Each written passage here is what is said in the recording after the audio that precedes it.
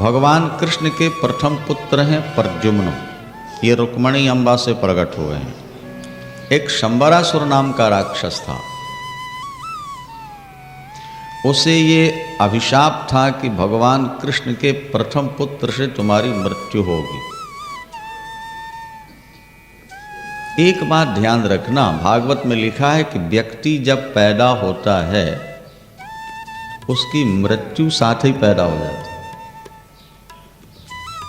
आपको कब मरना है, कहां मरना है और कैसे मरना है, ये बिल्कुल निश्चित है, उसमें अन्यथा नहीं हो। इसलिए बहुत ज्यादा अपनी सुरक्षा के लिए परेशान नहीं होना चाहिए। मृत्युर्जन्मवताम वीर देहेन सह जायते अद्यवाब्द शतान्तेवा मृत्युर्वै प्राणिनाम ध्रुव। और जब आपका जन्म हुआ है तो मृत्यु निश्चित है। आप मृत्यु से बच ही नहीं सकते, क्योंकि इसका नाम है मृत्युलोक। क्या नाम है इसका? तो मृत्युलोक का अर्थ क्या होता है? जहां जन्मने वाले को मरना ही पड़ेगा, उसका नाम मृत्युलोक है। तो जन्म के साथ ही मृत्यु पैदा हो जाती है। कब, कहां, कैसे मरना है, ये बात बिल्कुल निश्चित। पर व्यक्ति हमेशा प्रयत्नशील रहता है कि मैं मौत पर विजय पा लूं, मौत को जीत लूं। रावण ने सीता हरण किया, ये बात तो बड़ी प्रसिद्ध है, लेकिन ये बात कम लोग जानते हैं कि रावण ने कौशल्या हरण भी किया। क्या समझे? रावण ने कौशल्याम्बा का भी हरण किया। बात ऐसी थी कि एक बार ब्रह्मा जी रावण के यहां जब आए, वैसे तो रोज ही आते थे वेद पढ़ाने के लिए, तो एक बार रावण ने प्रश्न कर दिया, ब्रह्मदेव आप सृष्टि करते हो, सबका जन्म और मृत्यु आपके द्वारा निश्चित होता है और लेखा जोखा आपके पास है, ये तो बताइए मेरी मृत्यु किसके द्वारा होगी? ब्रह्मदेव ने कहा, दशानन, वो जिसके द्वारा होनी है वो तो आपके मस्तक पर लिखी जा चुकी है। ज्यादा अच्छा है कि अभी खाओ पियो आराम करो, पूछ करके अभी से परेशान काहे को होते? रावण ने कहा, नहीं, आप बताइए, मैं मृत्यु पर विजय पाने की कोशिश करूंगा। मैंने त्रैलोक पर विजय पाई है, मैंने काल को अपने पलके से बांध रखा है, शनि को दीवाल में चुना दिया है, देवता मेरे यहां नौकरी कर रहे हैं आकर के फ्री ऑफ चार्ज। रावण के घर कोई झाड़ू लगाने वाला नहीं था, वायु देवता स्वयं आके झाड़ू लगाते थे, अग्नि देवता स्वयं आकर भोजन तैयार करते। ज्यादा गर्मी पड़े, सूर्य कह दे, रावण सूर्य नारायण से कह दे थोड़ा कम करो, उसी समय कम हो जाए, ऐसा शासन था। सामान्य बात नहीं। शंकर जी कैलाश से पुजवाने आते थे रावण से, वो कहता था मुझे टाइम नहीं मिलता, भोले बाबा यहीं आ जाए, और ब्रह्मा से कहता है कि वेद पढ़ाने के लिए भी यहीं आ जाया करो। और हनुमान नाटक एक ग्रंथ है, उसमें लिखा है कि ब्रह्मा जी अगर 5 मिनट लेट हो जाए ना तो पहरेदार डांट देता है। किसको? ब्रह्मा जी। क्यों? आप 5 मिनट लेट क्यों हुए? बैठ जाइए आराम से, जब दोबारा आदेश आएगा अंदर से तब जाइए। ब्रह्मा जी रिक्वेस्ट करते हैं, भैया विलंब हो गया, जा। वो कहते, पहरेदार कहता, नहीं महाराज बैठो चुपचाप। ब्रह्मण नैष तवेश समयस, वहां का ब्रह्मण नैष तवेश समयस तूषणिम बहिष्ठीयता, चुपचाप बाहर बैठो। उजारे पोथी पत्रा लिए ब्रह्मा जी। जब दोबारा अंदर से आदेश आता था तब पहरेदार कहता ब्रह्मा जी को, जाओ सारे लिए अपने वेद पहुंच जाते। सामान्य शक्तिशाली नहीं था ना। तो उसने कहा कि आप बताइए मेरे को, मेरी मृत्यु किसके द्वारा है। बता दिया, दशरथ का प्रथम विवाह कौशल्या से होगा, कौशल देश के नरेश की पुत्री कौशल्या, और उससे जो पुत्र उत्पन्न होगा वो तुम्हें मारे। रावण ने कहा अगर मैं रेख में मेघ ठोक दूं तो? ब्रह्मा ने कहा अभी तक तो किसी ने ठोकी नहीं। हो सकता है तुम शक्तिशाली हो, तुमने बहुत तप किया है, वरदान पाए, करके देख। उसी समय उड़ा वहां से हो रावण, और कौशल देश आया। और कौशल्या जी, संयोग की बात थी कि विवाह की तैयारी हो रही थी दशरथ जी के साथ कौशल्या जी की। नहीं, हल्दी वल्दी मेहंदी मेहंदी क्या लगती है लगी है, और उसने कौशल्या जी का हरण किया। किसने? रावण। और कौशल्या जी का हरण करके एक लकड़ी की पेटी में बंद किया। एक राघव मत्स्य, बहुत बड़ा मीन, मछली मीन, उसके मुंह में रखा है समुद्र के अंदर। खबरदार बाहर नहीं निकला। अब देखो संयोग कैसे बनता है। अच्छा, इस तरफ चला, फिर वो अयोध्या आया, तो यहां से बारात निकल रही थी। जब सरजू से नौका पार करना था तो ऐसी भयानक महाराज आंधी और तूफान उसने पैदा किया रावण ने कि सब बाराती डूब गए, कुछ मर गए, कुछ बह गए। जिस नौका में महाराज दशरथ और वशिष्ठ जी बैठे थे, वो नौका पानी में बहती बहती डूबती बहती निकल चलती गंगा में पहुंच गई, गंगा से गंगा सागर पहुंच गई। अच्छा, वहां समुद्र में उसने कौशल्या जी को मत्स्य के मुख में रखा ना, दूसरे मत्स्य ने आकर उससे एकदम टक्कर ली, तो दो मत्स्यों की लड़ाई से वो पेटी जो थी मुझे निकल गई। और लकड़ी की थी ना, इसलिए तो ऊपर आ गई। वो बहते बहते बहते वो भी समुद्र के किनारे पहुंचे। वहां से दशरथ जी और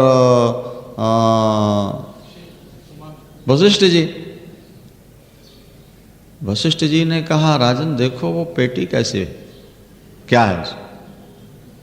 जाके दशरथ जी ने जब खोल के देखा तो कौशल्या जी रो रही हैं बैठे,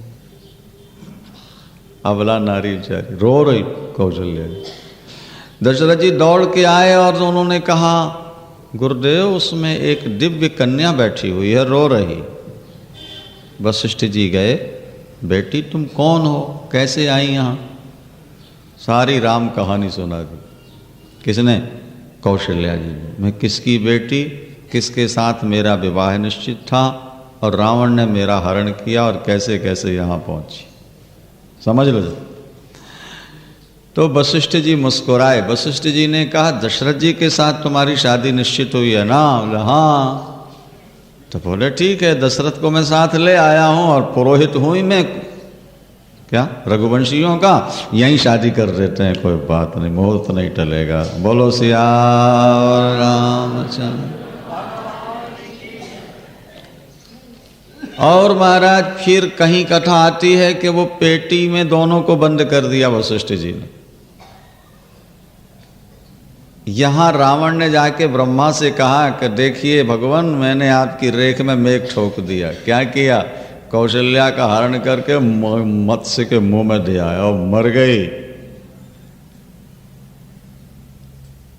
ब्रह्मा जी मुस्कुराए, बोले जरा पेटी तो ले आओ। और जब पेटी लेके आया महाराज, खोल के देखा तो दशरथ और कौशल्या दोनों उसके अंदर बैठे हुए। ये क्या हुआ? तलवार निकाली सिर काटने के लिए। तो ब्रह्मा ने कहा कि देखो, जो विधाता इतना कुछ कर सकता है वो इनको बचा भी सकता है। अगर कुछ दिन और जीवित रहना है, इन निरपराधियों को मारो नहीं, और कोई उपाय करो। तब फिर ब्राह्मण ने तप किया है, और तप करके फिर उसने वरदान मांगा है कि दशरथ के पुत्र ना हो। नहीं समझ में आई बात? दशरथ से पुत्र ही ना हो, वरदान मिल गया, नहीं हो। चौथापन आ गया, पुत्र नहीं हो। एक दिन दशरथ जी महाराज प्रातः काल निकले और दरवाजे पर जब खड़े हुए तो एक जमादार झाड़ू लगा रहा था। उसने महाराज को देख करके मुंह घुमा लिया, प्रणाम नहीं किया, जोहार नमस्कार नहीं की। दशरथ जी ने फिर उसको बुलवाया बाद में और पूछा, भैया देखते ही तुम प्रणाम करते थे, झुकते थे, सुबह सुबह तुमने मुंह क्यों घुमा लिया? तो बोले, अन्नदाता क्षमा कीजिएगा, प्रातःकाल पुत्रहीन का मुख नहीं देखना चाहिए। बंध्या स्त्री पुत्रहीन पुरुष, इनका मुंह प्रातःकाल देखना अपशगुन माना जाता है शास्त्र। अरे भाई, वो वृक्ष किस काम का जिसमें फल ही न लगे? क्या? जिस वृक्ष में फल फूल हो ही ना, उस वृक्ष की कीमत क्या होती? प्रातःकाल तो कोई मांगलिक वस्तु देखनी चाहिए जो फल फूलदार हो। आप किसी शुभ काम से जाते हो, सामने से विधवा स्त्री एकदम सामने आ जाती है, आपके कार्य में संदेह है। एक आंख वाला आ जाता है, आपके कार्य में संदेह है क्या? खाली घड़ा दरवाजे पर निकलते ही दिख गया, तुम्हारे कार्य में संदेह होगा नहीं। संकेत होते हैं ये। आप सामने निकले, कोई स्त्री सिर पर घड़ा लेकर के जा रही है, भरा हो, काम हो जाए। गोद में पुत्र लेके निकल रही है, काम होगा क्या? दही लेकर के कोई निकल रहा है, ब्राह्मण पुस्तक लेकर के निकल रहा है, आपका काम होगा। जब भगवान राम की बारात निकली ना, तो सारा वर्णन, सानमुख सुर भी शिशु ही पियावा। आप दरवाजे से निकल रहे हैं अपने घर के किसी विशेष काम से जा, और सामने गाय बछड़े को दूध पिला रही है, समझ लो काम आपका। तो पुत्रहीन का मुख नहीं देता। महाराज दशरथ को बड़ी गिलानी हुई। एक बार भूपति मन माही, एक बार भूपति मन माही, भई गलानी मोरे सुत नाही। तो गुरु गृह गया तुरत महिपाला, चरण लाग कर विनय विशाला। निज दुख सुख सब गुरु ही सुनायो, कही वशिष्ठ बहुविधि समझायो। के धरहु धीर हुई हैं सुतचारी, और त्रिभुवन विदित भगत भय हरि। वशिष्ठ जब दशरथ जी रोए कि अब तो आपके शिष्य का वंश ही नष्ट हो जाएगा, वशिष्ठ जी ने कहा, भैया रावण ने वरदान मांग रखा है, तुम्हारे से तो बेटा होना नहीं। फिर गुरुदेव कोई उपाय है? कहते हैं, राखै गुरु जो कोप विधाता, और गुरु विरोध नहीं को जगत राटा। अगर आप पर विधाता का कोप है और गुरु की कृपा है, तो विधाता का कोप शांत हो सकता है। लेकिन गुरु को क्रोध आ जाए, गुरु से तुमने विरोध कर लिया, तब तो तुम्हारा कहीं कल्याण नहीं हो। बोले ठीक है, रावण ने वरदान मांगा है कि दशरथ के पुत्र ना हो, दशरथ से पुत्र ना हो, तो ठीक है, तुमसे पुत्र नहीं होगा, हम यज्ञ करा के खीर खिला के कौशल्या सुमित्रा कैकेयी अम्बा कैकेयी को पुत्र दे देंगे, तुम्हारी आवश्यकता ही नहीं। तब यज्ञ कराया, यज्ञ करका के खीर खिलाई, और खीर से ही और फिर उन्होंने मार दिया। रावण ने अपने तरफ से तो सारा उपाय किया ना, लेकिन जो होना था वो होकर रहा। ये विधि का विधान अमिट है। इसीलिए हमारे यहां संतों ने गाया, जो विधिना ने लिख दिया छठी भाल के अंक, और राई घटे न तिल बढ़े, रहो रे जीव निशंक। क्या? जो विधिना ने लिख दिया छठी भाल के अंक, तेरे मस्तक में जो लिख दिया गया, रावण ने तो बांच लिया था ना महाराज कि मेरे मस्तक में क्या लिखा है। जब सिर काट के हवन करता था ना शंकर जी के नाम से, तो जारत बिलो क्यों जब ही कपाला, और विधि के लिखे अंक निज भाला, नर की करयापन बध बाची, हर हंस्यो जान विधि गिराया साची। जब रावण अपना सिर काट के उसमें घी भर के नारियल की तरह जब पूर्णाहुति करता था और सिर जलते थे तो देखता था, क्योंकि 10 सिर थे ना भाई, तो एक कट के हवन हो गया, जल रहा तो दूसरे से देख तो रहा, तो उसमें लिखा था मस्तक पर नर के द्वारा मृत्यु। तो रावण कहता मैं हंस पड़ा ये समझ के कि ब्रह्मा बूढ़ा हो रहा है इसलिए बुद्धि थोड़ा लड़खड़ा गई, क्योंकि बुढ़ापे में बुद्धि थोड़ा लड़खड़ा जाती है। अस्तु, संबरासुर को भी ये श्राप है, भगवान कृष्ण के प्रथम पुत्र से तुम्हारी मृत्यु, ये बात चल रही थी ना। तो अब देखो उसने क्या किया बहादुर ने, शंबरासुर ने। अभी प्रद्युम्न 10 दिन के भी नहीं हुए थे और वेश बदल के आया नौकर का और पुत्र को लिया और गए। प्रद्युम्न गायब हो गए। महाराज शोर मच गया सारी द्वारिका में, चारों तरफ दौड़ धूप, पता ही नहीं। उसने क्या किया, प्रद्युम्न को ले जाके समुद्र में फेंका। और जैसे कभी आप लोग नदी के किनारे आटे की गोलियां डालो, चने डालो, तो मछली देखते ही देखते निकल जाती है, इसी तरह शंबरासुर ने समुद्र में फेंका और एक बड़ी मछली ने एकदम झपाटा मार के निकल। जब मछली खा चुकी, अब तो निश्चित हो गया ना कि मर गया।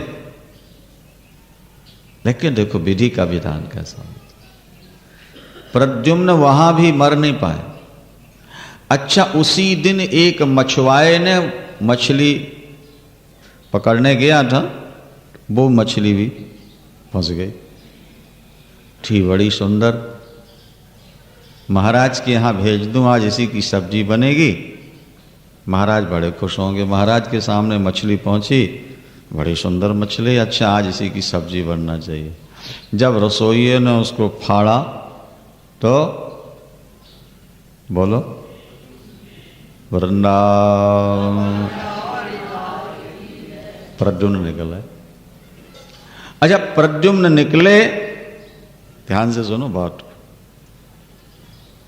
तो प्रद्युम्न कामदेव के अवतार, कल बताया था ना, रास में लड़ने आया था, फिर पुत्र बनने का वरदान मांगा उसने, तो ये कामदेव।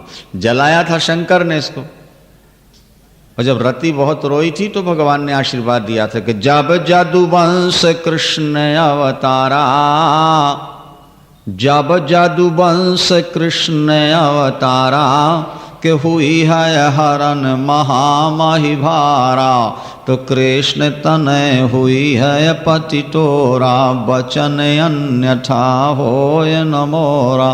बोलिए शंकर भगवान। भगवान शंकर ने आशीर्वाद दिया था।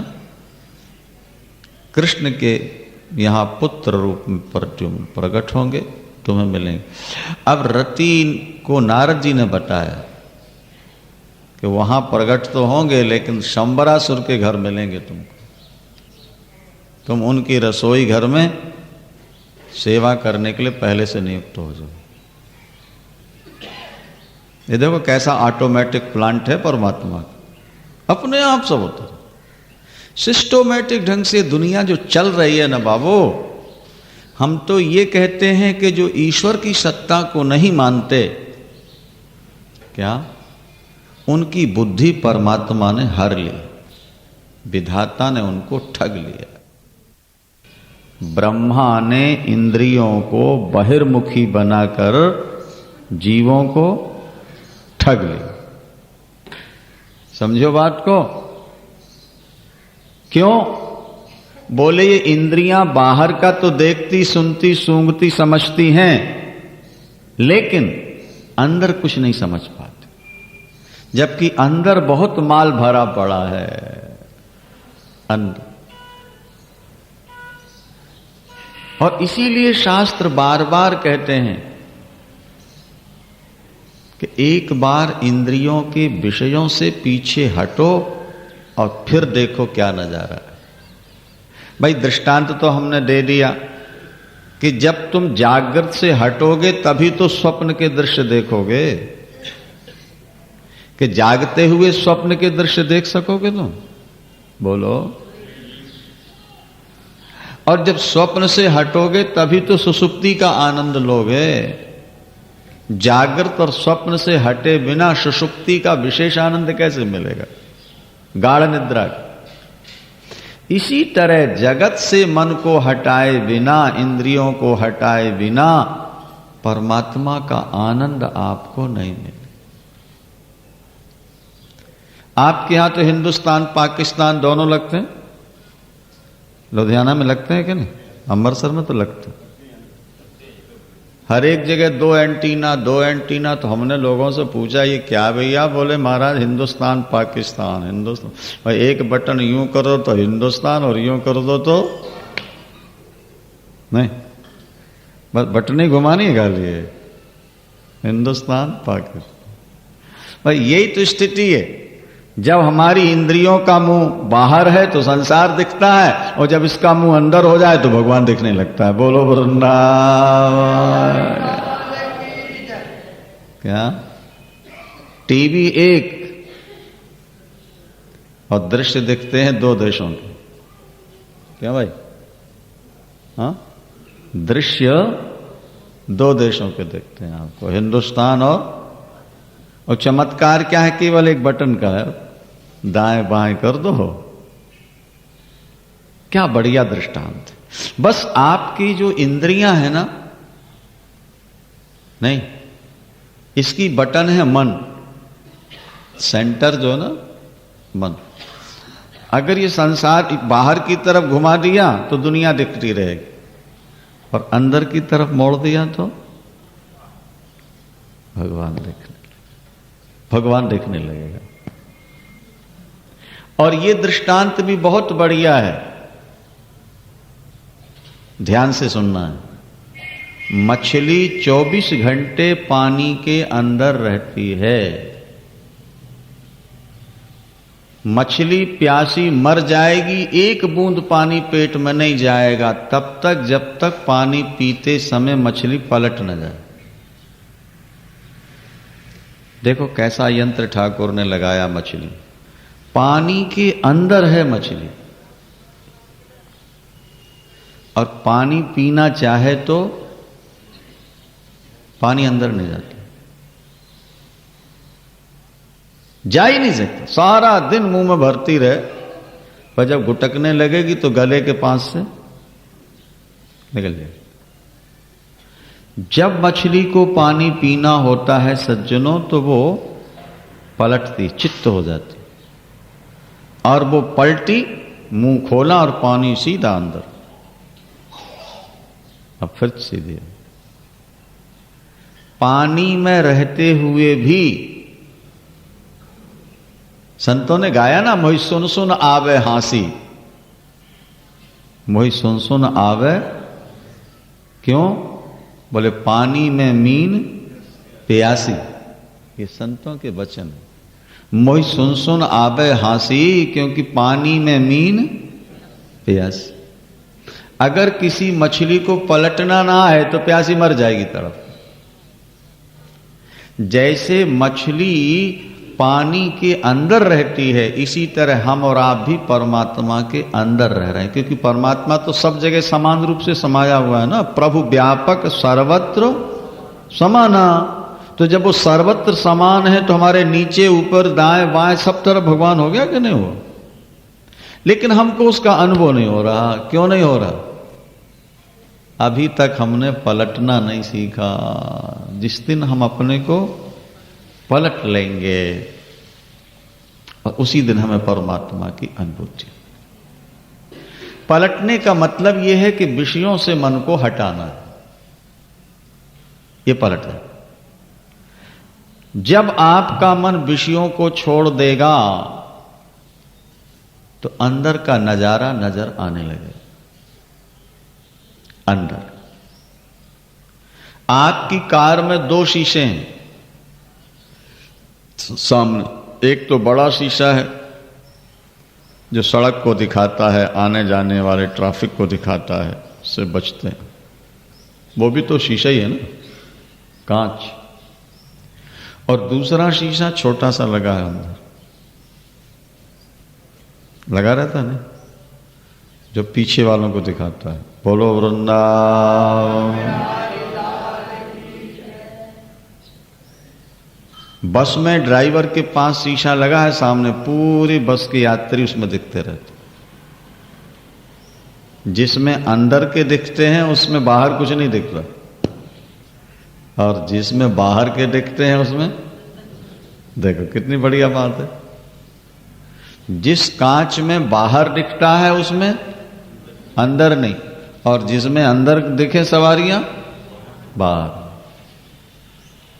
जिस कांच के पीछे मसाला नहीं है, फ्रेम नहीं, विदाउट फ्रेम, उससे तो लाइट निकल के आंख की बाहर चली जाती है, सामने देखते हैं। और जिसमें पीछे मसाला है, फ्रेम है, लाइट उसमें टकरा के पीछे लौटती है, और जब पीछे लौटती है तो अंदर की सवारियां दिखाई दे जाती। ठीक ये जो हमारी पलकें हैं ना, जब खोल देते हैं तो आंख का कांच विदाउट फ्रेम हो जाता है। नहीं, पलक खुल गई तो मसाला और कांच नहीं रहा, तो लाइट हमारी आंख की बाहर को देखती है। और जब हम नेत्र बंद करते हैं तो फ्रेम लग गया। श्रीमन नारायण नारायण नारायण श्रीमान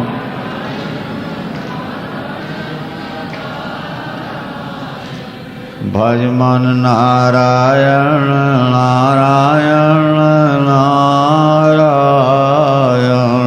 भजमन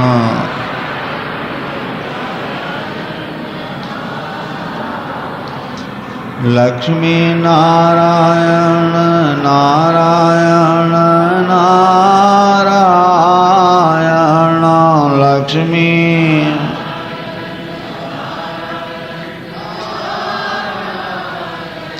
श्रीमन नारायण नारायण नारायण श्रीमान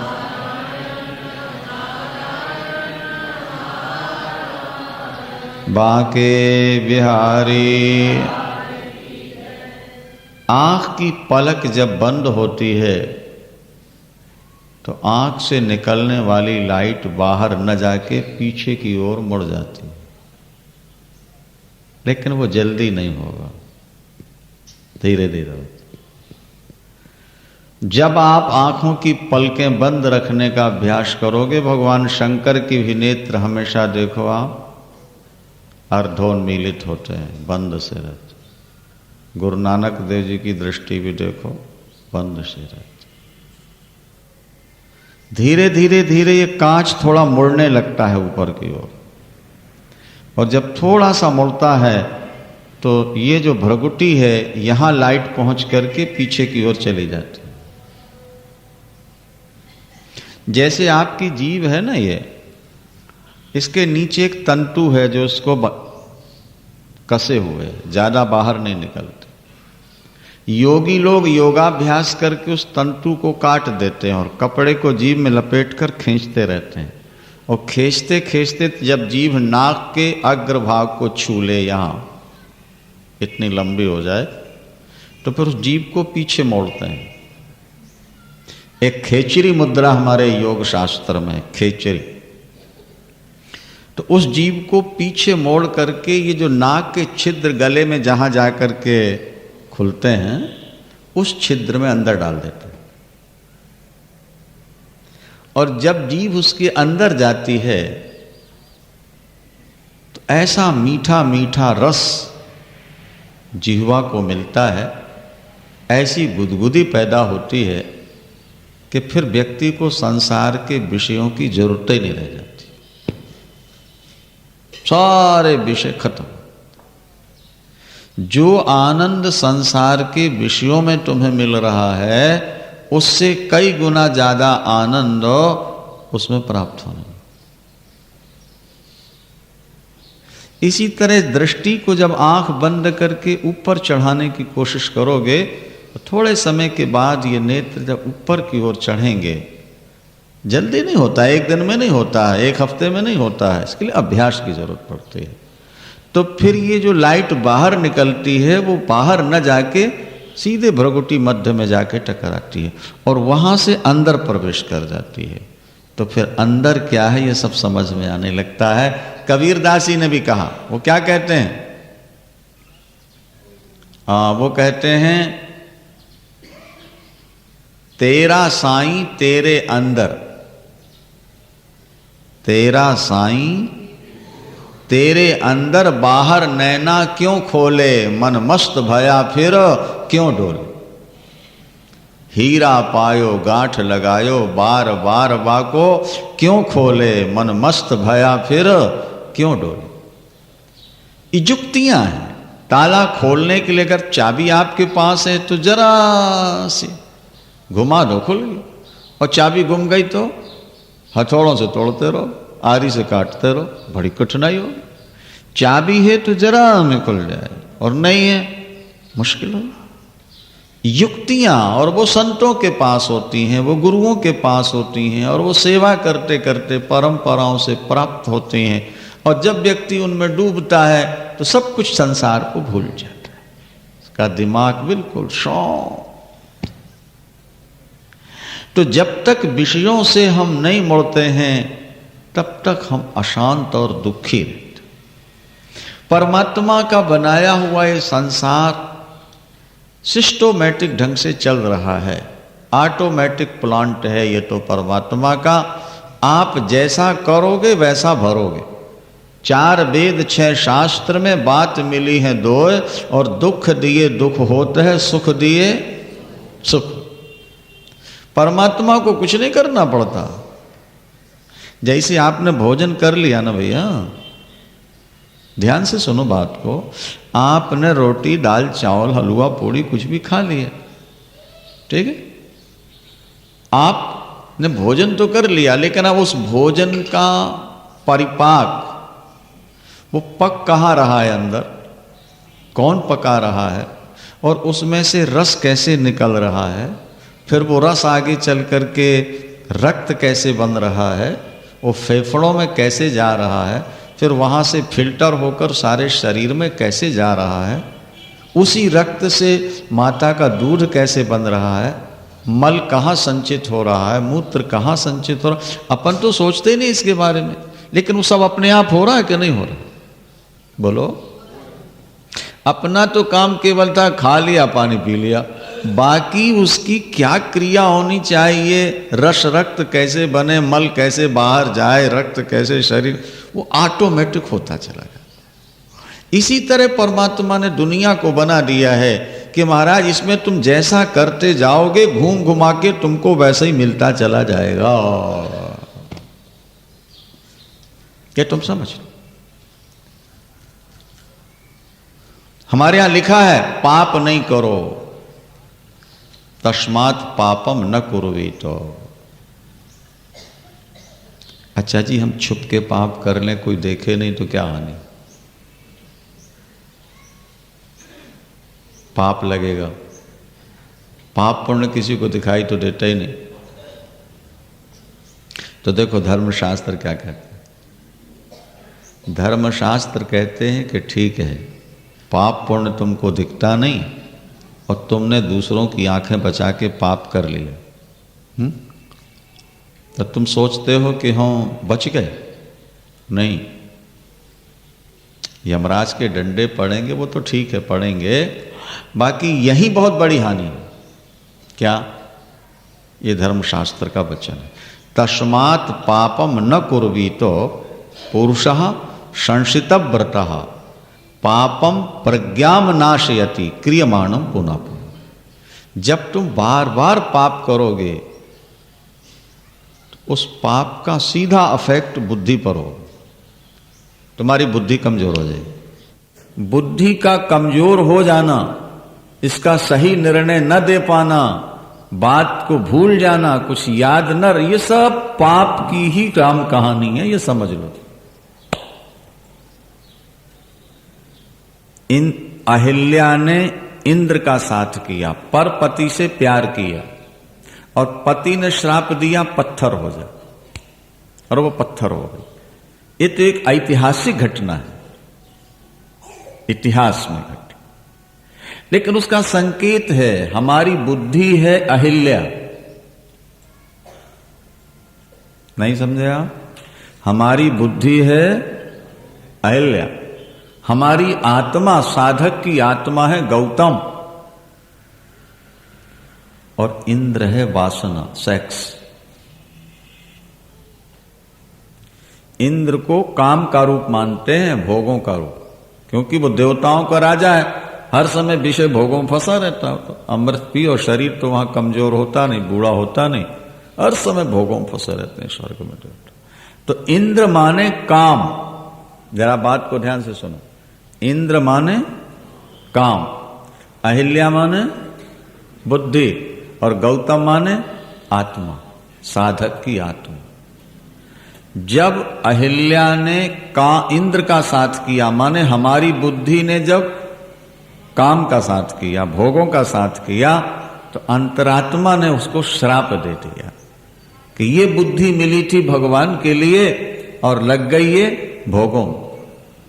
अरे तू एक तपस्वी की पत्नी होकर इंद्र के पीछे दौड़ रही है, तुझे इतना ध्यान नहीं है कि एक तपस्वी की पत्नी होकर के तेरा स्वरूप क्या है, तेरा कर्तव्य क्या है? जा पत्थर हो जा। तो हमारी आत्मा ही हमको श्राप देती है और हमारी बुद्धि पत्थर हो जाती है। अहिल्या पत्थर हो गई, ये तो एक इतिहास की घटना है, पर सही अर्थों में हमारी आपकी बुद्धि अहिल्या है और वो पाप करने से धीरे धीरे पत्थर होती जा रही है, जड़ होती जा रही है, उसमें जो विवेक शक्ति है वो खत्म होती जा रही है। और फिर वो पत्थर दिव्य नारी कब बनती है, ये भी ध्यान से समझो बात को। जो पत्थर बनी अहिल्या वो दिव्य कब हुई, अपने रूप को कब प्राप्त किया उसने? जब भगवान राम के चरण का स्पर्श हो। इसका भी संकेत यही है कि जब तुम्हारी बुद्धि भगवान का चिंतन करेगी, अपने मन में तुम भगवान की शक्ल बनाओगे और उनका नाम जपोगे, तो वो जो मानसिक रूप से भगवान की शक्ल बनेगी अंदर, उनके चरण जब बुद्धि में दिखाई देने लगेंगे तो वो बुद्धि के अंधकार को, बुद्धि की जड़ता को, मैल को खत्म कर देंगे। बुद्धि फिर वाल्मीकि की तरह दिव्य हो जाएगी। हमारे इतिहास में, हमारे रामायण और भागवत में जो कथाएं लिखी हैं, उन सब का सीधा संबंध आपके जीवन से है। इसलिए पाप नहीं करना, समाज की आंख बचा करके पाप करना, बस यही सबसे बड़ा पाप है, यही सबसे बड़ा धोखा है। अब देखो वाल्मीकि रामायण का एक श्लोक और सुन लो, फिर आपको सुदामा चरित्र सुनाते हैं। बोलो वृंदावन श्री कृष्ण गोविंद हरे मुरारे नाथ नारायण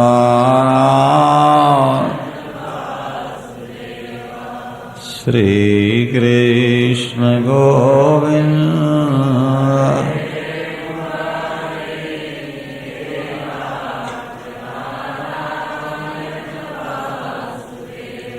हे नाथ नारायण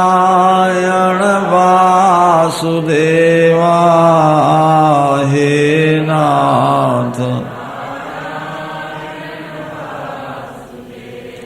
हे नाथ नारायण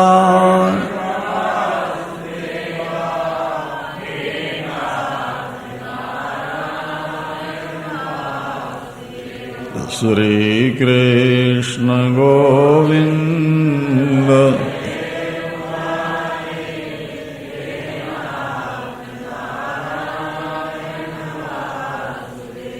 श्री कृष्ण गोविंद हरे।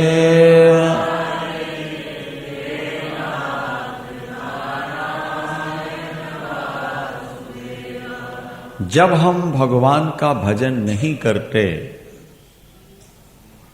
तो हमारी आत्मा ही हमको कोसती है, हमारी आत्मा ही हमारी निंदा करती है। ये वाल्मीकि रामायण का श्लोक है। यश्च रामम न पश्येत्तु रामो यम नाभिपश्यति निंदितः सर्वलोकेषु स्वात्माप्येनम विगर्हति। ये वाल्मीकि रामायण का श्लोक। उसमें लिखा कि जिसने राम को नहीं देखा, माने जिसने राम का भजन नहीं किया और राम ने जिसको नहीं देखा, उसकी आत्मा ही उसकी निंदा करती है, उसकी आत्मा ही उसको श्राप देती है। इसीलिए तो गौतम रूपी आत्मा ने बुद्धि रूपी अहिल्या को श्राप दे दिया, पत्थर हो जा। अरे जो बुद्धि मिली थी परमात्मा के लिए वो भोगों में लगा दिया, जो बुद्धि मिली थी परमात्मा को पाने के लिए वो नोटों में गमा दिया तुमने। बोलो वृंदावन। अंत तो गट्टा वो शंबरासुर की मछली फाड़ी गई, वो निकले, प्रद्युम्न रति ने ले लिया और बड़ी सेवा की। जब जवान हुए तो एक दिन रति सुंदर श्रृंगार करके पत्नी भाव से आ गई। तो अब मां का भाव अलग होता है, पत्नी का भाव अलग होता है, तो समझ गई देखते ही। उन्होंने कहा कि तुम तो मेरी मां हो, तुमने मेरी सेवा की और आज पत्नी जैसा हाव भाव श्रृंगार। तो रति ने कहा कि नहीं, मैं आपकी पत्नी हूं, मैं मां नहीं हूं। आपकी मां तो रुक्मणी अम्बा है, आपके पिता कृष्ण है। और ये शंबरासुर जिसको आप अपना समझते हो, यही आपका दुश्मन है जिसने आपको समुद्र में फेंका था। सारी कहानी सुना दी। फिर क्या हो, बोले इसको मारिए और अपने माता पिता से मिलिए। तो मैं कैसे लड़ सकता हूं इससे, मैं तो कुछ जानता ही। तो बुद्धि ने कहा, रति ने कहा कि मैं आपको सिखाती हूं शस्त्रास्त्र विद्या। रति ने शस्त्रास्त्र विद्या सिखाई, उसके द्वारा उन्होंने शंबरासुर को मारा और लौट करके भगवान के पास है। ये भी एक ऐतिहासिक घटना। इसका हमारे आपके जीवन से क्या संबंध है, समझो जरा। वेद भगवान कहते हैं सभी जीव भगवान के पुत्र हैं, सर्वे अमृतस्य पुत्रा। ये वेद का जी संसार में जितने प्राणी हैं वे सब के सब अमृत पुत्र हैं, माने भगवान के पुत्र। हम और आप सब। शंबरासुर ने प्रद्युम्न को समुद्र में फेंका और हमारे अंदर जो मोह है, मोह अज्ञान, उसने हमको परमात्मा से अलग करके संसार समुद्र में फेंक दिया। और मछली ने निगला तो ये इंद्रियां ही मछलियां हैं जिनके विषयों ने हमको खा लिया। समझना जरा। लेकिन रति को नारद का उपदेश मिला है। रति माने बुद्धि, रति माने बुद्धि। जब आपकी बुद्धि को किसी संत का उपदेश मिलेगा तब समझ में आएगा कि आपके असली घर कौन सा है और असली माता पिता कौन। रति ने फिर सावधान किया और शस्त्रास्त्र विद्या सिखाई। बुद्धि ही मन को सिखाती है। प्रद्युम्नो, बोलो वृंदावन। हाँ, प्रद्युम्न यह मन है, इसको बुद्धि समझाती है। ये बात हम पहले बता चुके हैं। जो व्यक्ति ज्यादा पाप करता है उसका मन बलवान होता है, बुद्धि कमजोर होती है। और जो व्यक्ति धर्म ज्यादा करेगा उसकी बुद्धि बलवान होगी और मन कमजोर होगा। जिसका मन कमजोर होगा वो भजन ज्यादा करेगा, और जिसकी बुद्धि कमजोर होगी वो पाप ज्यादा करेगा। मन बलवान होगा तो पाप कराएगा, और बुद्धि बलवान होगी तो भजन करेगा। और पाप, मन की खुराक है पाप, और बुद्धि की खुराक है, बोलो, भजन, यज्ञ, दान, पूजा पाठ। ये बुद्धि की खुराक है। अगर आप सत्संग, भजन, पूजन, दान, नाम जाप करते रहे, आपकी बुद्धि निर्मल हो जाए, बलवान हो जाए। और बस भैया रात दिन पाप करते रहे, मन बलवान हो जाएगा, और धीरे धीरे भजन, पूजन, पाठ आपको कड़वा लगने लगेगा। मन मानेगा नहीं, मन आपको सत्संग में आने नहीं देगा, और पतन हो जाए। इस तरह से शंबरासुर को मार करके और फिर रति लेकर के प्रद्युम्न को भगवान के पास आ गई। ये हमारी जो निर्मल बुद्धि है, इसकी जो निर्मल ब्रह्माकाराकारित वृत्ति है, यही जीवात्मा को इस संसार से उठा करके भगवान के साथ मिला देती है। देवता पुष्प बरसाते हैं, बाजे बजा के। एक प्रसंग और सुना के फिर सुदामा चरित्र सुनाए आपको। एक सत्राजित नाम के राजा थे। पहला विवाह तो हुआ रुक्मणी जी से, दूसरा विवाह हुआ है भगवान का जाम्बवती से, तीसरा हुआ है सत्या से, फिर भद्रा, लक्ष्मणा, नागनजिति, कालिंदी, ऐसे अष्टपट रानियां है ना। तो दूसरा विवाह हुआ है जाम्बवती से, और तीसरा हुआ सत्यभामा से। ये कथा सुनो। एक सत्राजित नाम के राजा थे। वे सूर्य भगवान के भक्त थे, उपासक थे। उन्होंने सूर्योपासना करके एक मणि प्राप्त की थी। उस मणि से 8 भार सोना रोज निकलता था, पारस मणि जैसे 8 भार सोना निकलता।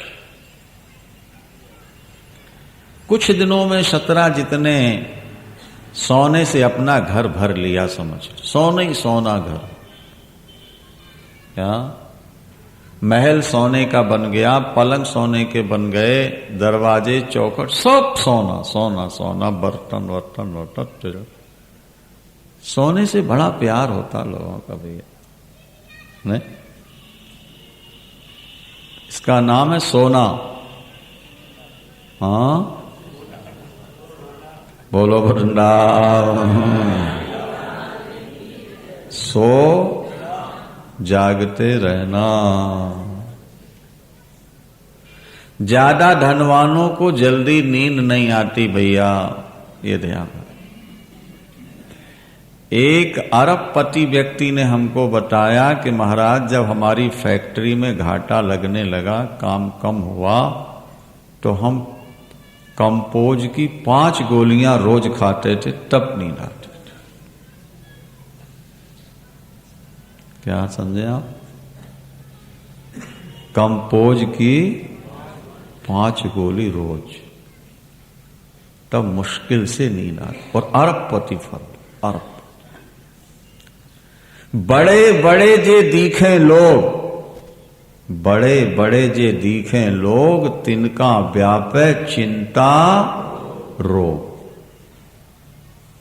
बड़े लोगों को बड़ा टेंशन होता है भैया, नहीं? जब हम गरीब शिष्यों के यहां जाते हैं तो 24 घंटे वो हमारी सेवई में खड़े रहते हैं, और जब सेठों के यहां जाते हैं तो नोट तो ज्यादा मिलते हैं, लेकिन सुबह शाम आए, मत्था टेका और गाए, बोलो वृंदावन। नहीं, उनके पास मरने का टाइम नहीं है, गुरु के पास बैठने का टाइम कहां से मिल जाएगा?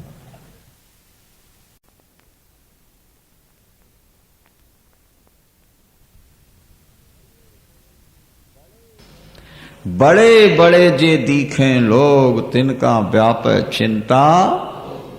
सोना से घर भर गया, लेकिन मन नहीं भरा।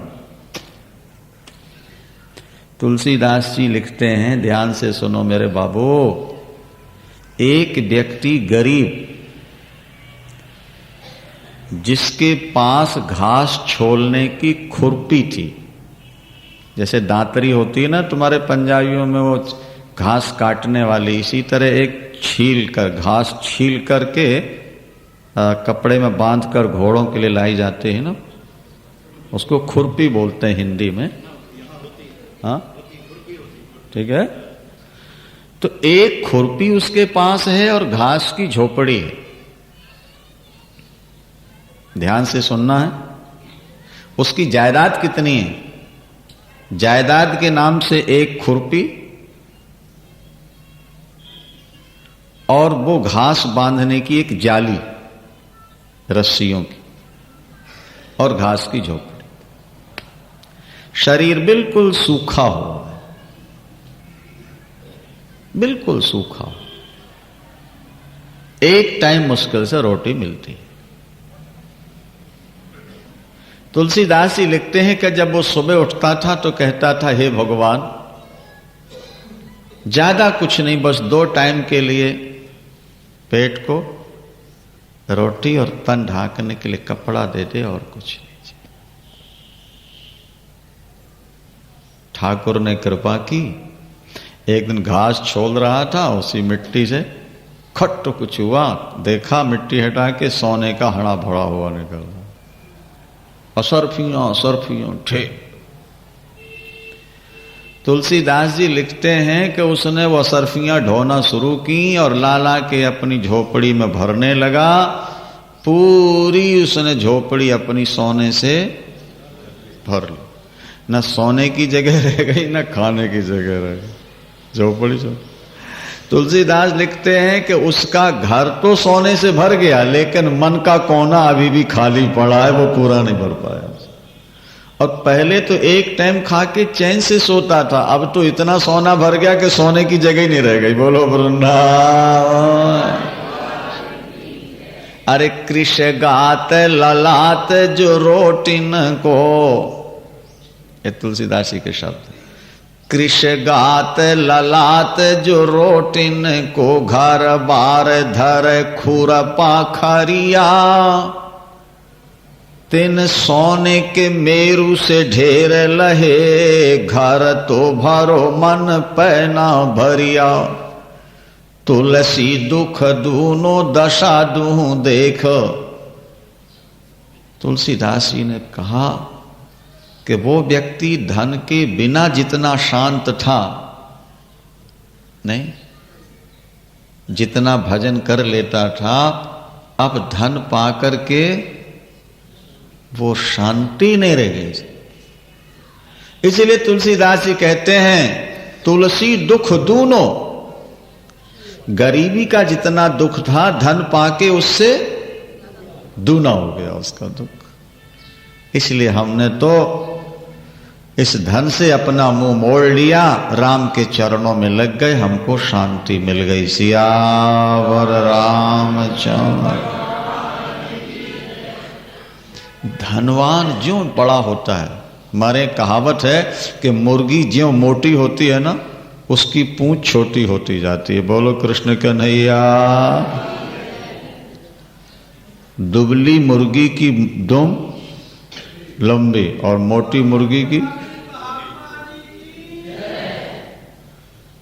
मोटी मुर्गी होती जाए तो दुम उसकी छोटी होती जाती है। व्यक्ति के यहां जब धन ज्यादा बढ़ता जाता है तो दिल उसका छोटा होता जाता है। तभी तो हार्ट अटैक होता है ना। बड़ा दिल हो तो हार्ट अटैक काहे को होगा। और ज्यादातर हार्ट अटैक बड़े लोगों को होता है, क्योंकि दिल उनका। श्री कृष्ण गोविंद हरे मुरारे नाथ नारायण। श्री कृष्ण गोविंद।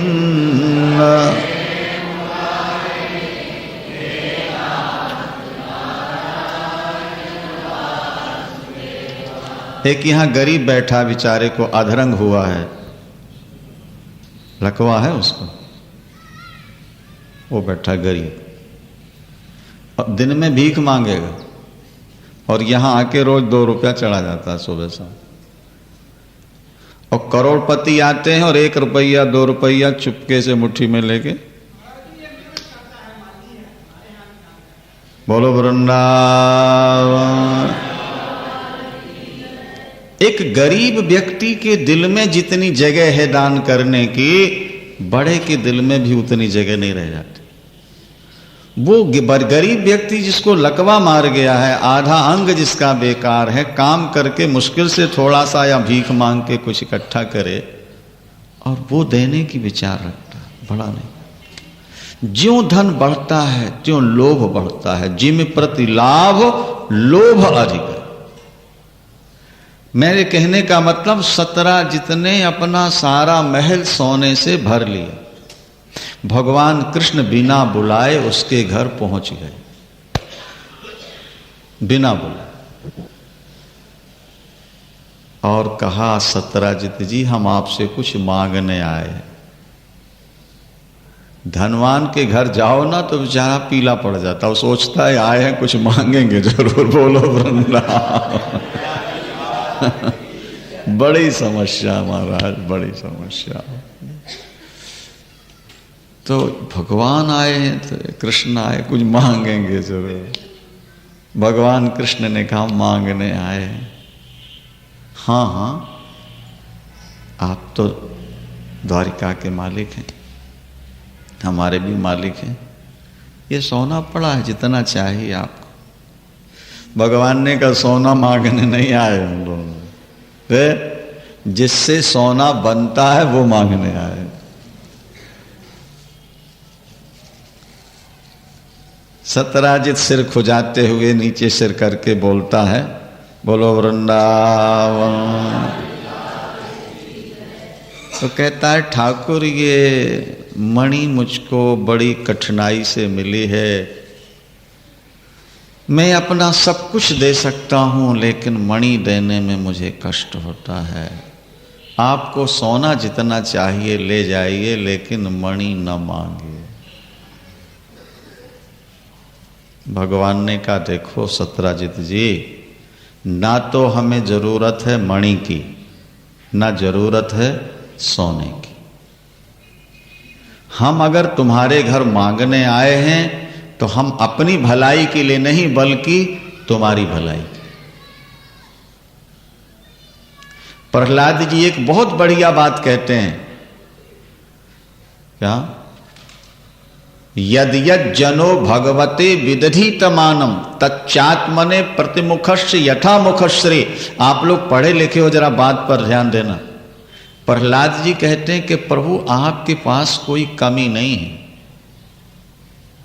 लेकिन आप फिर भी भक्तों का थोड़ा सा दिया हुआ भी स्वीकार कर लेते हो, और कोई न दे तो मांग भी लेते हो। आप जब किसी की वस्तु स्वीकार करते हो तो देने वाला आप पर दया नहीं कर रहा, बल्कि लेकर के आप उस पर दया कर रहे हो। कैसे? कितना बढ़िया दृष्टांत है। प्रहलाद जी कहते हैं कि जैसे दर्पण सामने रखा है और उसके अंदर आपका प्रतिबिंब दिख रहा है, ठीक है, और प्रतिबिंब में ऐसा लगा कि बाल बिखरे हुए हैं, नहीं, तो उस प्रतिबिंब के बिखरे बालों को ठीक सेट करने के लिए कंघी कहां करनी है, प्रतिबिंब में कि बिंब में? बोलो। अपने करोगे तो उसकी अपने आप हो जाएगी, अपने माथे चंदन लगाओ तो वहां अपने आप लग जाए, और यहां न लगा के वहां लगाना चाहो तो है कोई उपाय विज्ञान में?